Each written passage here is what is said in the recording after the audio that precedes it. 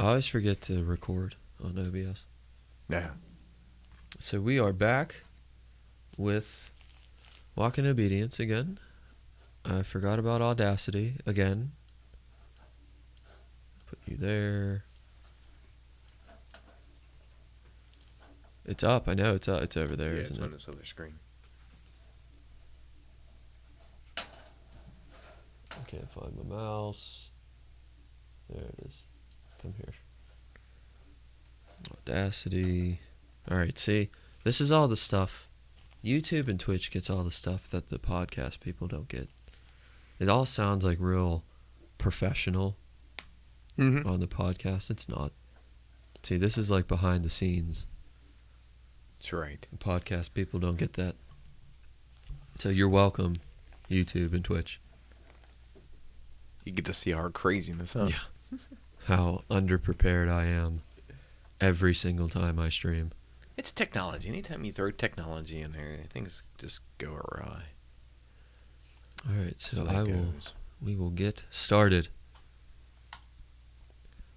Hello again, and welcome back to another installment of the Walk in Obedience Bible Study. We are here, as always, with Dave. Hello, everybody. Thanks for having me. And for everybody listening to the podcast, we are live on twitch.tv/FuzzySpartan, where we have a live chat. You can talk with us, we talk with you, we take your questions at the end of the podcast, which you don't get to hear because it's not part of the podcast. And we are also on YouTube. Just search Walk in Obedience Ministry, since we don't have a URL that is able to be memorized right now. And once you search Walk in Obedience Ministries on YouTube, it'll be the first thing that comes up. Please, if you are not subscribed on our YouTube, go over there and do that for us so that we can start touching more people on that platform as we are on Podbean and on Twitch. Also, we have a Patreon at patreon.com/walkinobedience. That money is used for the ministry only. If we need to help somebody financially, they get a donation. If we want to do an outreach and help some people for maybe Christmas or Thanksgiving, we will do that. We will also use that money to further make the streams better, so then possibly more people come in. So trying to touch as many people as we can. And if you feel like this ministry has helped you in some capacity, please feel free to go over there and check it out. Pray about it, see what God tells you. And if he asks you to give, I encourage you to listen to whatever God tells you to do. It would be bad if I didn't encourage that. So, That kind of defeats the purpose, huh? yes. So we are in Genesis chapter 18. Almost got through the first 20 pages of my Bible. Oh, fantastic. We're Look at getting that. there. We're getting there. Only about a year and a half in, almost. Yeah. We're finally getting further than what we were. That's right. And we're learning and studying as we go through and growing in our Christian faith. That is right. And thank you, Zenadine, for you adding that Patreon link to your bot. That's very cool. Hey, Zenadine. Hey, River Fox. How you Nice guys having doing? y'all with us. So the first verse in chapter 18 reads, "The Lord appeared to Abraham near the great trees of Mamre while he was sitting at the entrance to his tent in the heat of the day." All right. Nice and toasty out there in the Yes. middle of the desert. And this is the fifth time that God has appeared to Abraham since he came into Canaan land. Last week, well, I guess it wasn't last week, but the last time we had our Thursday Bible study, Yes. it was God coming to Abraham to reiterate the covenant that he was making with them about the son of promise that is going to be coming. And here we go again for the second time very closely that God is going to do this, to reiterate the covenant, but more as we see this focused on Sarah more than focused on Yes. Abraham. I also like how they give you reference for time of day Mm-hmm. and area. Because when you read heat of the day, you would, at least I assume it's about noon, Yeah. because that would be the hottest day, Mm-hmm. especially in the desert. Yeah. And he's resting. Yes. You know, it's the heat of the day. They're in a Yeah. kind of desert area. It's and kind of so dangerous to working hard. You're and not that. going to be doing any hard Yeah. work in the middle of the day. You kind of do your work early in the morning and later in the afternoon, in Yes. the evening, when it's cooler outside. And so he's resting and getting shade by these trees, and the Lord comes to him there. Okay, verse 2. Abraham looked up and saw 3 men standing nearby. When he saw them, he hurried from the entrance of his tent to meet them and bowed low to the ground. All right. So these are some important people. These are some important people. And again, it would be a little unusual for people to be traveling Yes. at the heat of the day. If you were traveling, it was because there was something important or something bad was going on. People were escaping some things. And so he sees these men, and there's something about them that really, I guess, intrigues Abraham for him to get up and start into things. Yeah. But I'm wondering if he knew who it was to begin with. Because I'm assuming he won't be bowing low to people that he, Right. just like people that are passing by. and you think about who Abraham is. Yeah. You know, he's a very powerful, influential, Yes. rich man, and to be doing that. And you see in the very next verse the address that Abraham gives to these men that come up to Yes. him, and he calls them Lord. Yeah. And it definitely seems that he knows that these at least are important people that are Yes. coming to him. So verse 3, he said, "If I have found favor in your eyes, my Lord, do not pass your servant by." Mm-hmm. And I read ahead. I'm guilty. I did read ahead when I said I feel like he knows who these people are. Yeah. I think he does. You know, it seems that he has some idea who the identity of these people are, that he himself is the leader of all these people, his great family that has grown powerful and strong, but yet he calls himself a servant to Yes. these 3 people who are coming to him, that he's bowing down and worshiping. And I will read verse 4 and 5 together since Okay. he is speaking. Verse 4, "Let a little water be brought, and then you may all wash your feet and rest under this tree." Verse 5, "Let me get you something to eat so you can be refreshed, and then go on your way, now that you have come to your servant." "Very well," they answered, "do as you say." All right. So he's going to be very hospitable. Yes. Not only does he bow down and shows them reverence and respect, really, I think, an idea there of worship as these men come up to him, but now he's going to be hospitable and Yes. welcome them to his home tent. And definitely showing a lot of humility Mm-hmm. and humbling himself before these people who he's treating as guests, Absolutely. and really exemplifying that heart of service.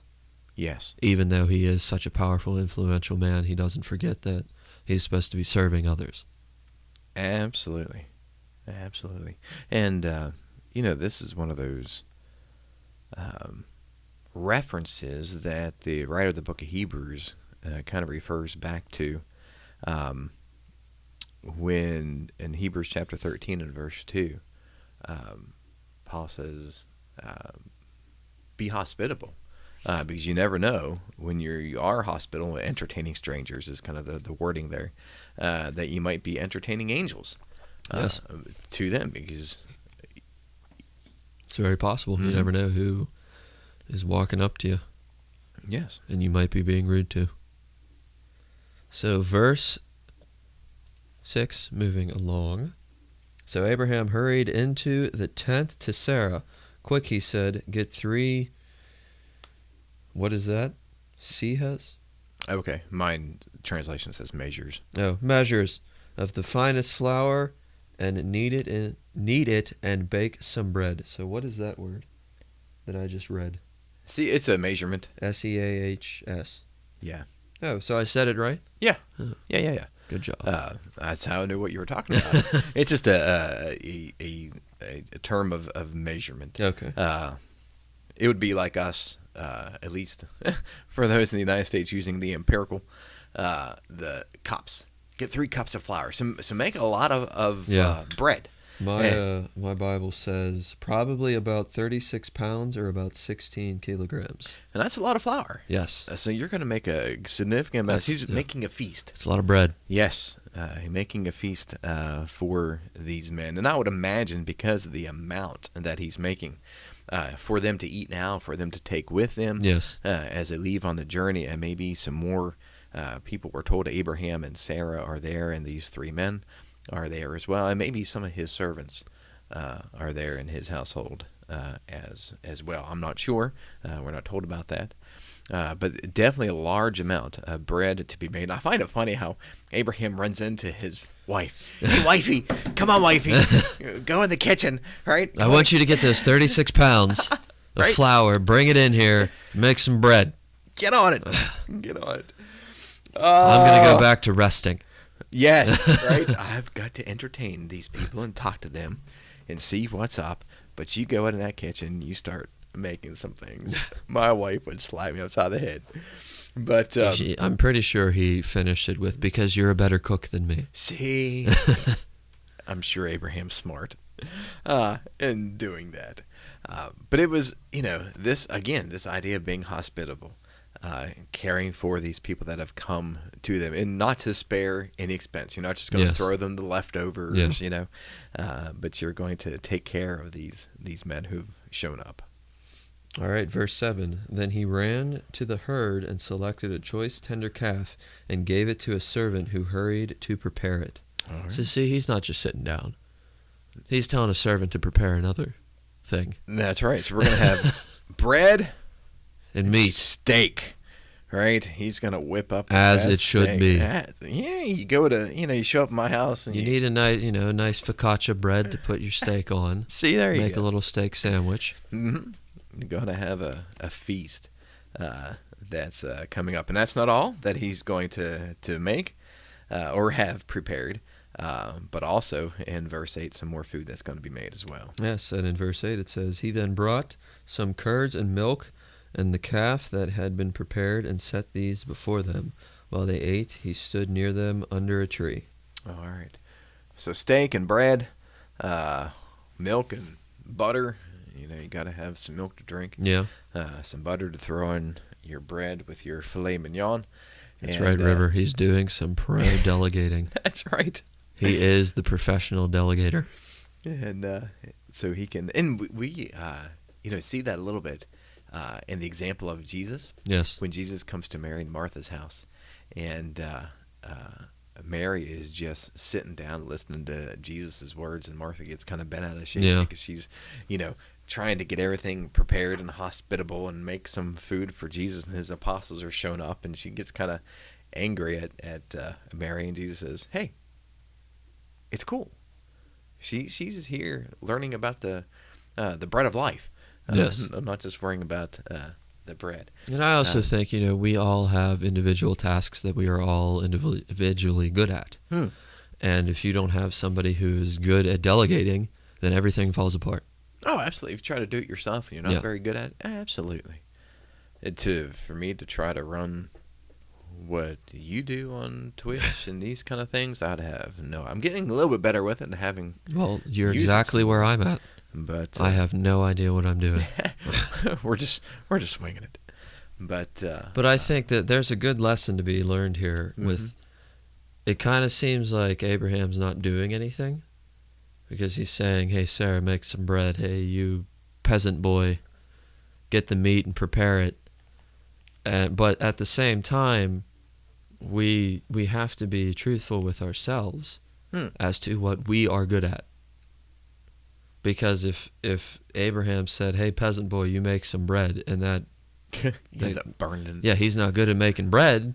30 pounds. That's of your flour. fault. Yeah. So as a leader like Abraham is, he needs to understand, all right, you're good at doing this, so I need you to do this. You're good at doing that, I need you to do that. And the people who are like the bread maker, like you said in that story with Jesus, the bread maker shouldn't get angry because they have to make bread. They should understand, well, you know what, I'm good at making bread. I'm not good at preparing meat. So let's glorify God in the abilities that He has given me, Absolutely, and not think about what I can't do. And these men have come for a purpose. Yes. And for Abraham to leave these men who have really come to talk to him, to go to make the bread, to go to slaughter the cow, to grill the meat, it would be rude. So he's, I imagine, as, he's telling these people, please, I'm sure, to make these things for these men who are here, also to be speaking with them as well. And that also, that comes back to what Abraham is good at, is being a leader. Mm-hmm. And him understanding that I need these people to do their part so that I can do my part and talk to these people. And I'm sure he's appreciative of everything that Sarah's doing and everything that everybody else is doing to make sure this whole giant army of flesh runs specifically the way that it needs to be ran. Yeah. Everybody's being taken care of and doing their portion. All right, so verse 9. Where is your wife Sarah? They asked him. There in the tent, he said. All right. So they wonder where Sarah is, and he says she's over there. Yep, she's maybe at this point cleaning up. Yeah. From that 36 pounds of flour. That's a lot of mess. A lot of butter. That's a lot of everything. A lot of everything. And so, I mean, from here, it doesn't seem like Abraham is joining with them in eating, but that Abraham is just kind of standing by, making sure, kind of like the waiter, making sure they have everything that they need. And so Sarah's retreated back to her tent, and so while Abraham is watching over them, they're wanting to know where she is, because now we're going to get into the reason for their arrival. Yes, verse 10. Then one of them said, I will surely return to you about this time next year, and Sarah your wife will have a son. Now Sarah was listening at the entrance of the tent, which was behind him. All right. Spying. What's up, Nicholas? Nice to have you with us. I kind of imagine, when I put this in my modern day mindset of Sarah's gone to the kitchen, she's kind of cleaning up some things, and she's got that glass that she's put up against the wood door to hear why these men here, and to find out, because she wants to be in the know of what's going on. And of course, the message that they bring, right, this prophetic statement that they bring to Abraham is, hey, your wife's going to have a child. Yep. All right, remember back in chapter 17, it was told to Abraham by an angel, right? Yes. That Abraham, your God is keeping the covenant, and your wife is going to have a child, and from her, all nations are going to be blessed. It's not through Ishmael; it's going to be through this next born child that's going to be Isaac, and she hears this, and she's flabbergasted. Yeah, I could see that. Yes, because Abraham's already been told, hey, this is going to happen, but she hasn't. Yes, and he couldn't believe it either. He said, well, she's old. Back in chapter 17. Yeah. She's old. How's that going to happen? Let it happen through Ishmael. Which makes even funnier the fact that she had to carry 36 pounds of flour. Because she's also, 90? Yes. Just lugging it around. She's a strong woman. And you'd have strong to be. 90-year-old. Yeah, you would have to be for the life that you're living. Oh, yeah. Out in the middle of the desert. Yeah. There's no shortcuts. No. that you can be taken. Yes. To be taken care of all these things. You think about again, 36 pounds of flour. How do you get the flour made? There's... You get that up on a table and start mixing with your hands. Well, but I mean, to even get the flour itself. Yeah. That's the drag whole that thing process out. of cutting down the grain. You don't have the machines to... You just go to Walmart. You're right. It's not that simple. Put it in sure the cart. You have servants that are helping you in doing these things for you as well. But it's a task to be done. All right.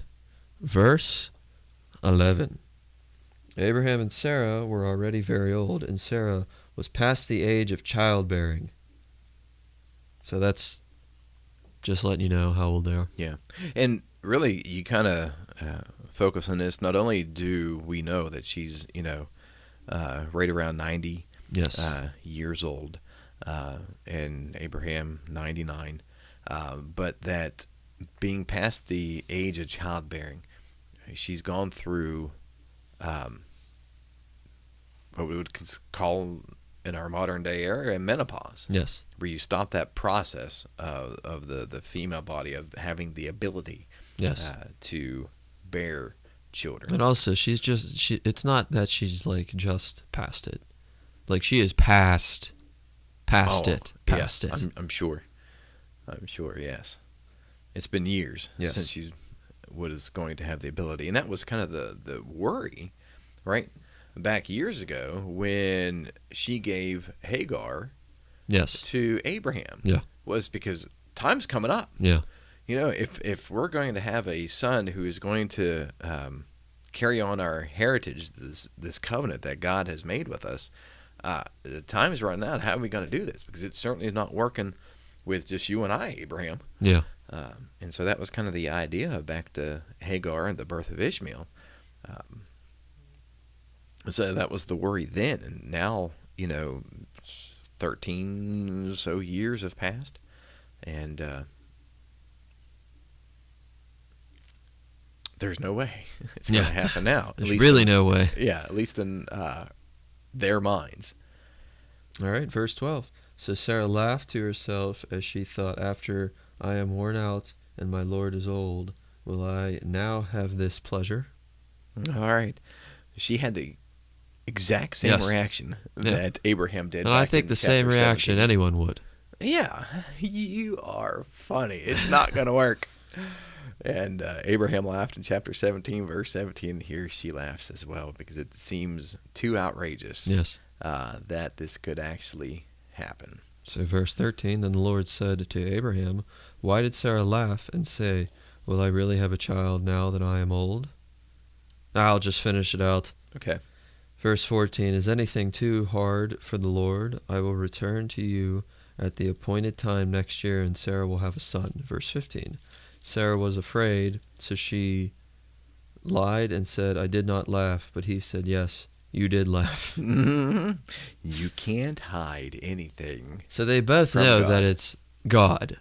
Yes. They're fully aware. Oh, yeah. And then she's pulling the whole Adam and Eve trying to lie to him and say, I didn't do that. Yeah, yeah. And if there's any doubt that this is God in Abraham and Sarah's mind, not only are they bringing this prophetical statement that in a year, right? Yeah. You're going to have a child. So you're going to be pregnant here pretty soon because 9 months of gestation. This is going to happen pretty soon. Not only that, but the statement that is anything too hard for God? Yeah. Anything too hard for the Lord? I mean, look, he created everything out of nothing, right? And you think it's impossible for you to be pregnant if it's God's will that happens? Of course not. And of course, so she is scared that I might be punished because I laughed in God's face of what he can do. And also, I mean, to me, it seems like she did it so he couldn't hear her. Because it says she laughed to herself. Yeah. As she thought. Kind of scoffed. So there was no way that any other human would have known that she did that. Mm-hmm. Mm-hmm. And her reaction of laughing seems a little different than Abraham's. I mean, Abraham, it looks like he laughed so hard he fell on his face. Yes. He just bent over, laughing up a storm. And maybe hers is a little more of a quiet or maybe a scoffer. Yeah, okay, whatever, buddy. That kind of More of a snicker. and that way. And so maybe in her mind, denying that she laughed wasn't that boisterous, Yeah. belly shaking kind of laugh. But she absolutely did scoff, and It's God called her out on it. It's like one of those times when someone says, "Why are you laughing?" "Oh, I saw something funny over there. Yeah. The goat did something funny." Still a lie. But And I think that's a good place to end it and go to Kings. all right. Hey, we got through 15 verses. That doesn't happen often here. That's not too shabby. That's a nice little break there. 'Cause the next paragraph we get into Sodom and Gomorrah. Yes, and I'm gonna need some help with this. We're gonna One have night. we're gonna have some fun here with I always need help. the Kings.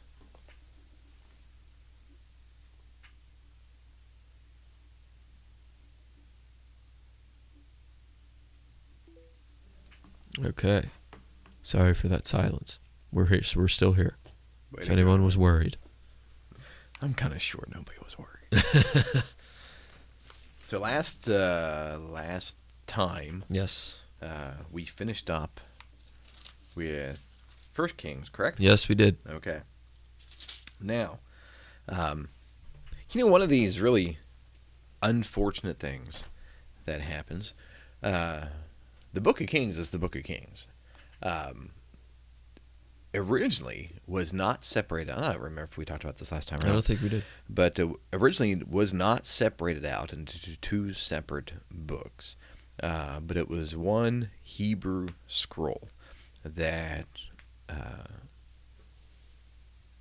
kept the works of all these kings and the divided kingdom together. And when it was translated from Hebrew to Greek, the scrolls got too long. This is still before the time of Jesus, whenever the Septuagint is written, going from the Hebrew language to the Greek language. And the scroll's too long. The scrolls can only be so long to be useful, to be handled, you know? And so then, because the Greek language and the writings of it, the larger letters, and it's all written in the capital letters as well, it just took up more room. And so it got split up into two different scrolls. And so then it's referred to as the First Kings and Second I Kings. still feel like those scrolls were quite long, Oh, absolutely. even splitting them up. Yeah, they are, and they're quite large as well in size. So I mean, I tell you what, we are extremely blessed of how we have such portability Yes. of written form of God's word. I just even don't understand. The digital form is amazing. Even at that point, why didn't someone just say, "Hey, let's fold the paper in half"? Well, that's because of the paper that was used. That's kind of the big thing. Use both sides. Yeah, they use both sides. A lot of it made from papyrus, and it was wasn't quite as flexible, foldable, durable as our wood pulp paper of today. Greeks.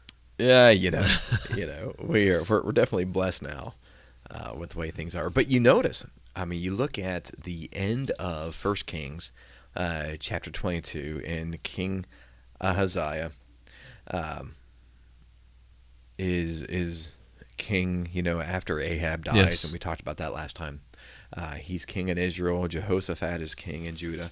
And you flip over the next page in your We're still Bible, talking about them. Yeah, exactly. We're still talking about him. Well, why is that? We're in a whole different book. It's because it was all one continuous book to begin with. Just change the font size. Exactly. Just make it easy. That would have been so much easier. They needed to get the typewriter out. Stop doing it all in hand. Put your hands away. Would have been so much easier. So much easier. So much easier. So then I ask, Okay. why do they keep it in two books? They don't have to anymore. I don't know. I mean, tradition? I mean, they know that it's not 2 books, so just don't make it 2 books. Yeah. And maybe that's the only thing that I can think of is because of so many other books that have been written about these books. Yeah. Referencing It would just be too difficult. These chapter, the chapter divisions and the verse divisions didn't happen till. And we all know those don't make any sense. Yeah. 1500s or so. But you would think it would just be easier just to go back since we had that ability to do that, but it's been whatever. Stuck. Leave it. Yeah, it's just been stuck that Leave way. it how it is. Yeah, like River Fox said, people would be confused. Yeah. They probably would be. Especially because, like you said, if you reference 2 Kings and you only have a Kings, and you're like, all right, now I got to look for it. Well, even though you got to look for it anyway, I don't know. It would have been a lot easier had we went back to the original setup with the scrolls. It would have been easier if they would have just folded the scrolls in half. Yeah, before the chapter and verse divisions. Got some glue, binded it. There you go. Front and back. Yeah. Something like that. Something like that. Okay, so All 2 right. Kings. We're with Ahaziah. Yeah, him. Yeah, Ahaziah is king of Israel, and he falls through some lattice work. Hurts himself. His roof. Yeah, he hurts himself. I also want to know, how did that happen? Well, you don't be walking up on the roof, Especially on lattice. Yeah, and really it was a design of a lot of their roofs. I mean, Yeah. you're talking about this arid, warm area. You don't want to do like we do. You don't want to keep the heat in. Here in the western east coast, all right, of the United States, where we are dealing with snow. It's cold out again today. It snowed yesterday in the middle of April. I guess it's the start of April.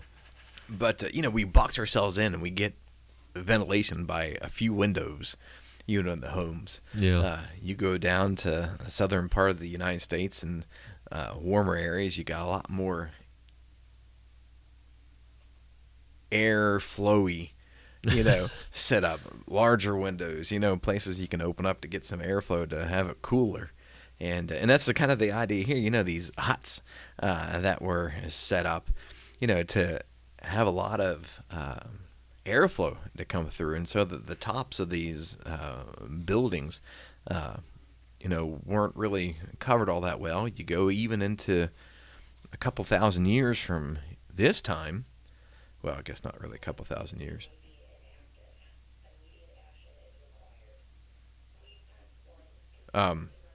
Sorry, the phone. Your immediate action is required. You get kind of worried something's going on. Yes. But telemarketer. 500, 600 years from this point, when Jesus goes into the paralyzed man's house, all they remove is some thatching of the roof. Yes. And lower their friend down in, who's paralyzed. And so, the roofs are more of a temporary structure than we think of today. And so he's up there walking around like a doofus, knowing it's not a very secured roof, and he takes a stumble and he hurts himself. But what's the important thing is he is king of Israel, king of the Israelites, king of God's people. And who does he go to asking for help of whether he's going to live or die? Very interesting named man. Beelzebub. Yes. Doesn't that sound familiar? Yes, it does. It does sound familiar because it was who the Pharisees accused Jesus of working for. Yes. A term that ended up being a reference to Satan, but an idol god. Yep. And so a king of God's people inquired of an idol god whether he's going to live or to die. And God pretty much says through the prophet of the day, Elijah, that, since you inquired of an idol god, you are going to die. God could have probably helped him, but since he didn't come to God for help, God says, all right, Forget it. And so, pretty much at the end of that, he dies. Yeah. The end As God said. Yep. Ahaziah dies, according to the word of the Lord, which Elijah had spoken, and he had no son, so Jehoram became king in his place. Jehoram, and this is where it gets difficult to understand. Yes. Yes. Thank you, because I was trying to read through this, and I was getting very confused. It's like, what? And in our modern day, it makes sense, but when you're reading these, you wish the people just had different names. Yes. Not only do you have Elijah and Elisha. Did you not know that you were being written about? Right? Can you chose a different name? So Ahaziah dies. He doesn't have a descendant. Yes. So Jehoram becomes king, and this Jehoram, who becomes king of Israel, is the son of Ahab. Yes. All right, Ahab, who was killed. But wasn't Ahaziah his son too? Ahab's son? Yes. Yeah. Okay, so he had two sons. And the king in Judah, guess what his name is? Jehoram. Yes. So now we have two yeah, kings. And that's where I was confused, because he's the son of Jehoshaphat. Yes. Okay. So now we have two kings, one of Judah, one of Israel, and they had the exact same name. They couldn't. Come on. Come on. I mean, it just makes it difficult to understand. And if you go to, that picture there, if you guys, we looked at this last time, and if you're able to bring that up so you can see it, you will see the kings listed there. Jehoram of Judah was in 870 to 848, and the Jehoram of Israel was 852 to 841. So there's some time difference there as well. One son of Ahab, one son of Jehoshaphat. All right, so we're good there. Okay. And then if you read through the Book of Kings, I don't know, are we going to talk about, are we sticking with the kings? Yes. Okay, so we're going to skip over. Yes, a big portion. And that's within the Book of 2 Kings. That's another thing that makes it a little more difficult. If you're just studying the Kings, not just the Book of Kings, but the kings throughout Kings, you are inundated throughout this with the workings of Elijah and Elisha, two of the prophets that are doing their work, prophesying, being the mouthpiece of God through this. And so we hit a couple of those. Chapter 2 is all about Elijah being taken up into heaven on a chariot of fire. And then, so I guess we kind of jump to chapter 3 then. Jehoram, the son of Ahab, that ended in chapter 1, becomes king of Israel, and he reigns for 12 years, and he did evil in the sight of God, which majority of these kings... That's just the thing to do in Israel now? Yeah. He wasn't as bad, it says, as his mom and dad were. Does it matter? But he still... he wasn't as bad because he took away the sacred pillar, it says, of Baal, this altar that's set up to Baal. He put it away. He didn't destroy it. He just kind of hid it. Just because decorated it. Yeah. Like Later a Christmas on, tree. under Jehoram, There's too many. Jehu, it comes back out. So he did some good in that way. However, he did evil because it says that he persisted in the sins that Jeroboam did, which is Jeroboam's one that set up the golden calves. You remember the one in the very first, the one in Bethel. Yeah, at the very split after Solomon, the very split of the United Kingdom into the divided kingdom of Rehoboam and Jeroboam. And so he still allowed that worship of idols to continue. So therefore, he's not such a good king. Yeah. A good king would take all those things away. That's not the end thing in Israel. Nah. Well, It's not the cool thing. It's not the cool thing to do, and they have a short lifespan of Israel itself. Yeah. Because they're going to be taken away here in less than 100 years, really 50, 75 years, something like that. They're going to fall to the kingdom of Samaria, and they're going to be taken away into captivity and to exist no more. Yes, the Babcap. Is that the Babcap? I don't know what Babcap is. The Babylonian capture of Israel? Oh, okay, yes. I thought so. Well, Babylonian more comes into play with Judah, Oh, okay. with Nebuchadnezzar Yeah. being king. Not the Babcap yet. No. I'll let you know when it happens. Yeah. Don't worry, Chad. I got you. It's coming. It's coming. Bab Cap. Yep. That's a short way to put it. So, in chapter 3, we have Jehoram, king of Judah. Yeah. Both of them. Judah and Israel. There you go. They join up with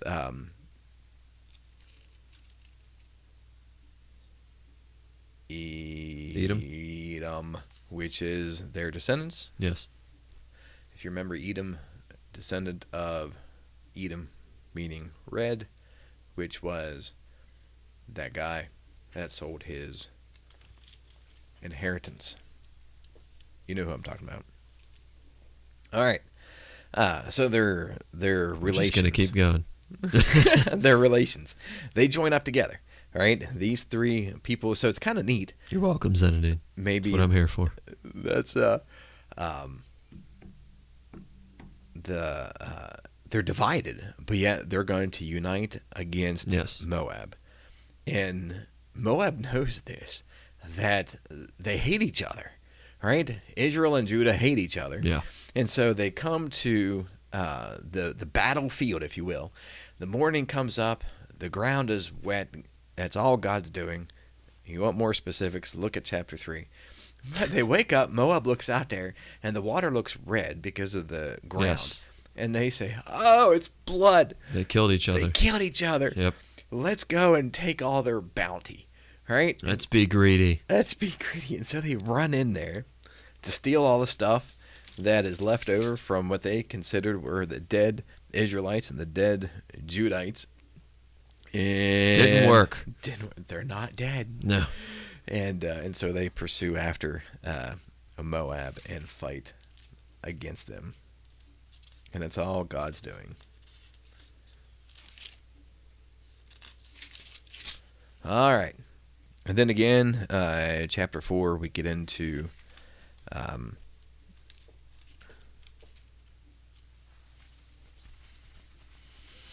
more of Elisha. I told you that this was hard. To just do the kings. Yeah, because we're going to skip a couple chapters. Yes. Chapter 4 is Elisha and the Shunammite woman. Chapter 5 is Elisha and healing of Naaman the leopard. And so we skip through that thing. Chapter 6 is Elisha dealing with the floating of an axe head. Don't worry, we will talk water. about Elisha. Yes. Yeah, we will. So we'll come back to the Very books of soon. 1st and 2nd Kings to deal with the prophets as well. Chapter 6, you do see a little bit of the kings through there. Not too much. It's still the same. The king of Syria, Ben-Hadad, which we don't deal a whole lot with him just because we're talking about the kings of Israel and Judah.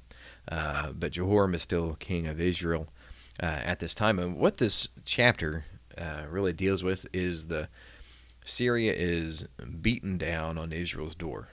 They've been trying to make siege against Israel and take over, and things are bad, so bad that... Was that my doorbell? No. I Okay. don't believe so. So bad that two of the women, who are Israelite women, food is scarce, and so one woman says to the other woman, hey, let's kill our babies and eat them because we're so hungry. One woman says, okay, we kill mine today, we kill yours tomorrow. Cool, deal. I boil my son, we eat him. The next day, we're supposed to eat her son, and she hides him. And so they come to the King Joram, Jehoram, and Excuse me. and tell him the story. Hey, help me out. We should be eating her son, but she won't let us eat him. And that just shows how horrible things have become. You know, under him as king, fall away from God so much. How horrible the siege has been, and just the sin that is going on. And so he's all upset. He tears his clothes, and he blames none other than God's prophet, Elisha. That must be his fault, so let's cut off his head. It's not his fault. It's your fault because Yes. you are the king and you're not leading your people Yes. like you should be and leading them to God like they should be. Not leading them to cannibalism. Yes, not leading them to cannibalism. But I think that's a good place to end it, Okay. on cannibalism. Oh, that's always a great place to end it. So next week we will probably finish up 2 Kings and the kings in 2 Kings. Hopefully. A lot of people with the same name again. Yeah, because we're coming up against a man that seems to be dead, Ahaziah, Never mind. It's but a gonna different Ahaziah. Be, yes. We probably won't finish next week, but the hardest part was at the beginning because it was hard for me to try to figure out, all right, where are the kings in these chapters? We're talking about Elisha. There's a little bit of a king, and then we'd go off. So next week it should go a little bit quicker. We should be able to cover more of the kings. Okay. But everybody in Twitch chat, please try to stay for the Q&A. Thank you, everybody everybody in Twitch chat. Thank you for being here for this much of it. Thank you, everybody who listens on YouTube and who listens on Podbean. Thank you, Dave, for being here. Hey, always fun and a pleasure. Yes. Thank you guys for all hanging out with us today and studying with us. And as always, guys, God bless, and I'll see you. All right.